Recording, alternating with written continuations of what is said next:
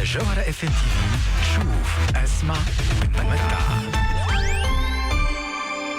رجعنا لكم في كابوتشينو 49 دقيقة على موجات الجوهرة فام. نحكيو اكتواليتي، نحكيو متابعات وارقام، ونحكيو زاد على قطاع ناشط جدا في تونس اللي هو قطاع الحلاقة والتجميل. والارقام واخر الاحصائيات تقول انه 50% من صالونات الحلاقة والتجميل في تونس تنشط بطرق غير قانونية.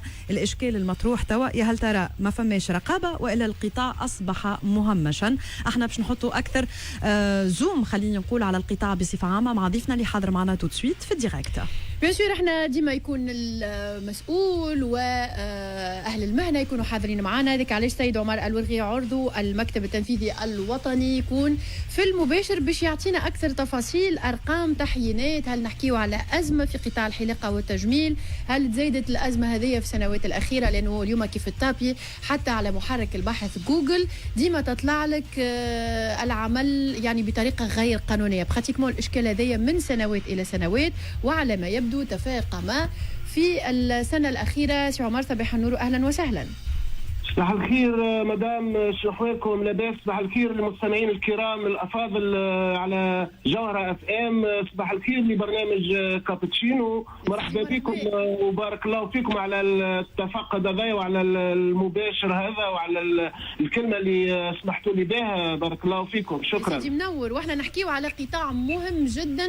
شكون ما يهتمش بالحلاقه والتجميل؟ مش فقط اصحاب المهنه ولكن قطاع حيوي، يعني يشغل اكيد في يد عامله، يستقطب رجال ونساء. اليوم شنو احوال القطاع بصفه عامه، ومن بعد ندخلوا في الازمه هذه اللي انتم قاعدين تقولوا انها ازمه قاعده تتفاقم عام بعد عام.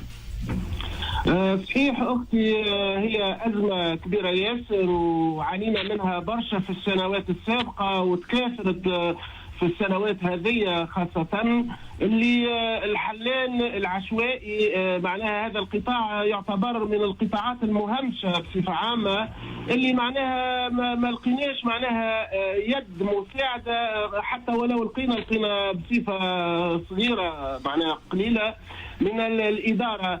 خاطر تويكا ولا اللي هذا فهمت ولا يجي يحل حانوت ويخدم فهمتي بدون معرف جدائي، بدون سلاسات، بدون حتى إجراء معناها إداري. نحن نحبوا زملائنا ونحبوا معناها القطاع متاعنا، ولكن نحبوه منظم أكثر فأكثر.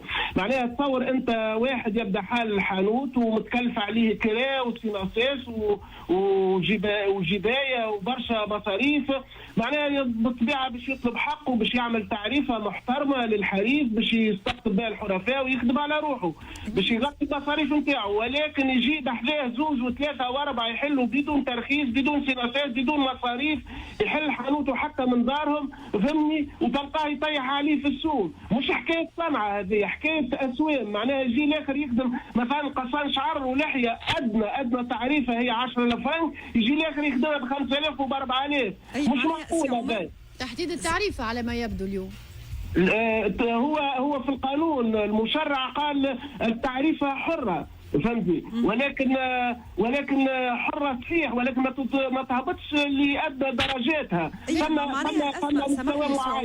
سي عمر سامحني، خلينا نوضحوا فقط النسبه اللي اشرت لها قبيله. معناها تو المشهد اللي انت تصور فيه، دونك صحيح النسبه نتاع 50% من صالونات الحلاقه والتجميل في تونس قاعدين ينشطوا بطريقه غير قانونيه. نجم نقولوا ما نوصلش ل 50%، اقل شويه، ولكن موجوده بكثره الحلان معناها بدون معناها ظاهره قاعده تتفشى عام بعد عام. دونك اليوم الرقابه هي رقم واحد. المواطن اليوم يلقى ذاته. خلينا ناخذ شويه البوزيسيون تاع المواطن. انت حكيت على الاسعار، ولكن اليوم فما تاريف معناها محدد. اليوم نحن نهار 2 ديسمبر 2024 عملنا حفل تكريم وفرقنا فيه ووزعنا فيه التعريفات، معناها نموذج نتاع تعريفه للحلاقه وزعناه على الحجابه اللي حضروا. اعطينا ترى ارقام. شنو هي الارقام؟ شنو هي مثلا؟ قلت لي التعريف، اعطيني شنو هما لي تعريف؟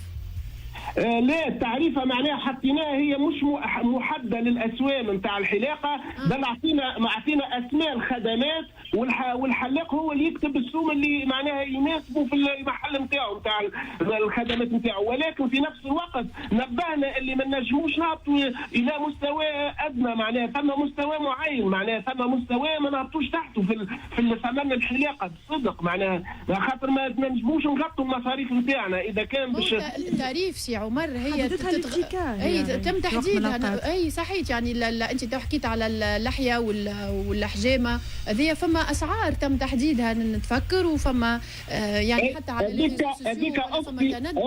اختي هذيك صحيح، معناها هذيك صارت في السنوات السابقه اللي وصلنا حددنا احنا التعريفه، مش معناها هذيك منطقه، ثم منطقه من المناطق في تابعه ولايه اريانا حدت الروح اتفقوا باش يحدوا التعريفه فيما بينهم، مش معناها احنا ضبطناها، هما اللي اقترحوا واحنا وافقنا عليهم. مثلا التعريفه هذه اللي تكون اللحيه مثلا 3000، تكون حصر وتهذيب اللحيه المعتوقه 4000، تكون قصان شعر عادي 10000 قصان شعر كلاسيكي 15 دينار. فهمت؟ هذا بالنسبه للرجال. بالنسبه للرجال حسب الجدول اللي هبطته اللوتيكا في وقت من الاوقات فيه التعريف معمول بها بيان سور. التعريفه وكاتبين عليها الادنى بالاماكن الشعبيه، مكتوب عليها الادنى بالاماكن الشعبيه معروف. سي عمر خلينا نحطوا الامور في نصابها، ونحن نكونوا زاده يعني منخرطين معاكم، لان احنا زاده قطاع يهمنا برشا، نمشيو زاده ونشوفوا الخدمات. اليوم زاده المواطن يقول لك انا نلقى ضالتي كي نمشي نلقى سوم اقل من صالون اخرى، لانه صالون هذيك متكلفه. انت حكيت على الحي الشعبي، مش كيما تكري في حي شعبي كيما تبدا في مكان راقي، مش كيما نعم. مثلا دي برودوي تستعملهم، يعني قطاع ما تنجمش تحدد فيه تسعيره، لانه اليوم كل مختلفه الاماكن ومختلفه الخدمات ومختلفه الكفاءات، وحتى الكفاءات مختلفه. اي دونك اليوم الاشكال وين لازم يكون فما الحل؟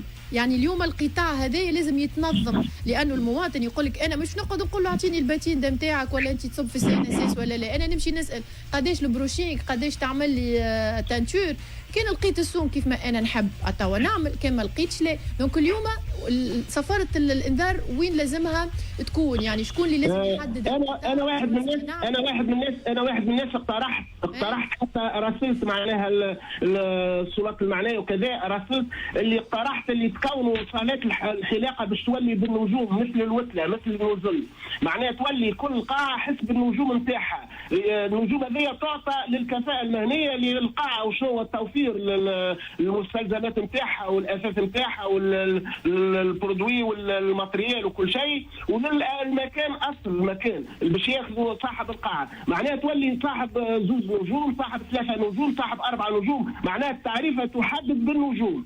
هذا انا شنو طالب، هذا المقترح نتاعي. معناها هذا باش يحد من انه ما عادش نحكيو على قطاع مهمش. وشكون اللي صنف النجوم سي عمر؟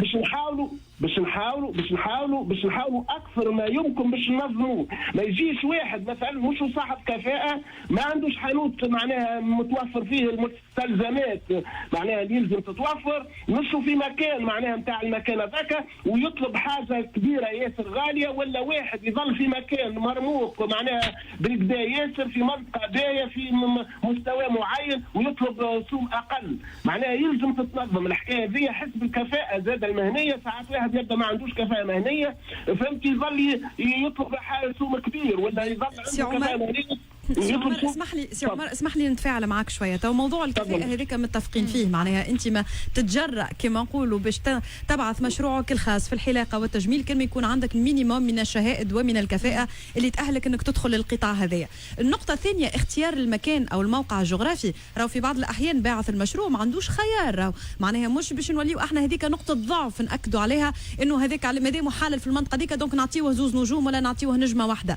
النقطه الثالثه اللي نحب نتفاعل فيها معك معك انه الشروط الصحيه داخل القاعات نتاع الحلاقه والتجميل هي معناها شرط كما نقولوا ما فيش لعب، ما فيش مجادله، على خاطر انت ما تاخذ الرخصه لفتح المحل هذاك كان ما تكون فما معاينه من عند الشركه التونسيه للكهرباء والغاز، معاينه من عند السوناد، معاينه من عند لوناس اللي انت مربوط باللوناس، معاينه زاده من عند الحمايه المدنيه. دونك هذه شروط دنيا نحكيو عليها راهو اليوم. لا اختي هذه مش موجوده. لا اختي لا مع الاسف بين ظفرين، سامحيني، اللي ذكرتيه الكل مش موجود. يمشي فهمت الله يعمل معناها يحل صالون تاع حلاقه، يمشي ياخذ معرف جدائي بشهاده من المهرجانات غير معترف بها، يحل حانوت لا تجيه لا شركه كهرباء ولا لوناس ولا سيناساس ولا اي حاجه اخرى. حتى معناها طلبنا احنا اللي يكون ما ينجم يحل حانوت حلاقه الا ما ياخذ شهاده طبيه من طب الشغل،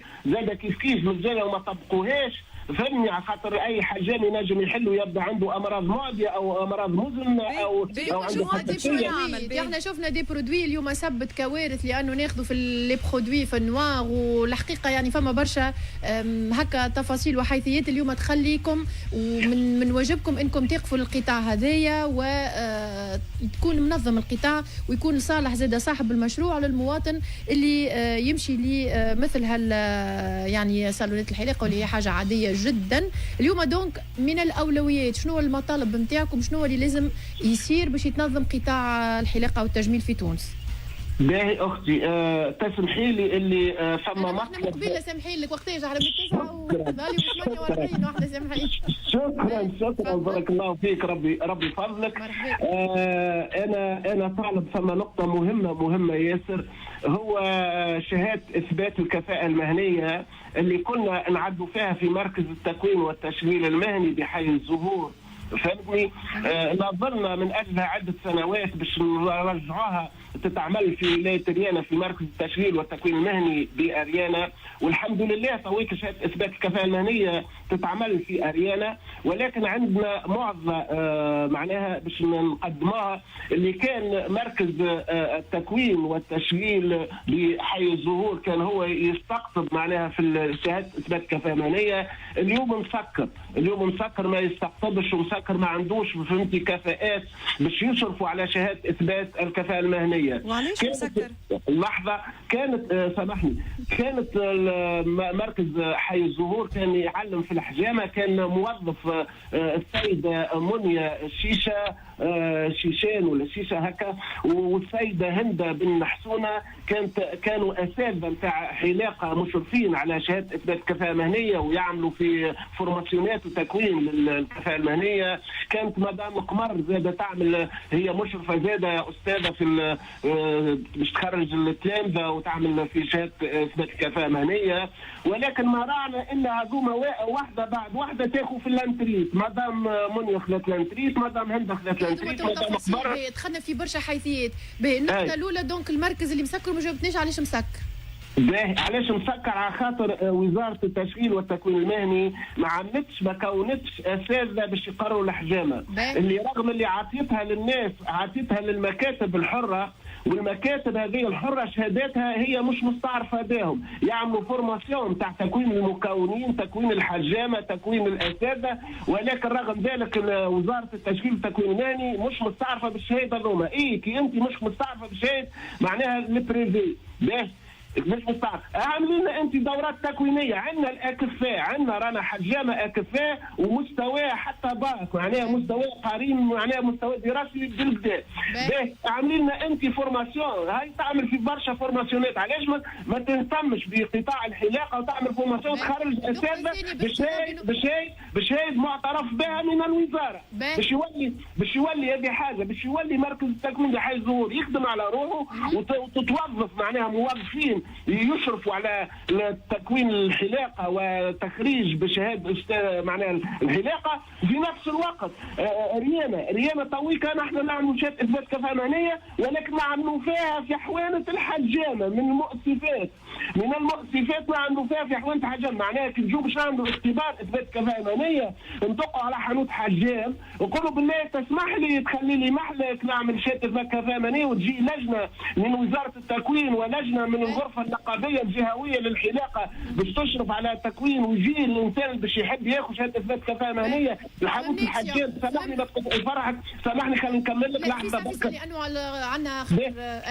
عندنا نقطة مهمة جدا. باهي مركز التشغيل والتكوين المهني بأريانا راهو موجود فيه الصالات، موجود مدير المركز سي محمد بيدو معناها مدير المركز قال لي وراني الصاله فارغه، صالات فارغين مش مستغلين، حتى الماتريال مش هو حاجه صعيبه ياسر. نحبوا مركز تكوين، نحبوا نكونوا الحلاقه في اريانا، نحبوا نكونوا الحلاقه في اريانا. سي عمر فهمنا كل النقاط، يعطيك الصحه، شكرا ليك. اكيد موضوع مازال للمتابعه، قطاع يشكو ازمه، هاوكا فهمنا كل النقاط. شكرا ليك سي عمر الورغي عضو المكتب التنفيذي الوطني على مدنا بكل هالتفاصيل اللي نوصلوا معها ل 9:55 ومازال يقول لي اعطينا شويه وقت. انا مش عندي نقول اعطينا شويه وقت.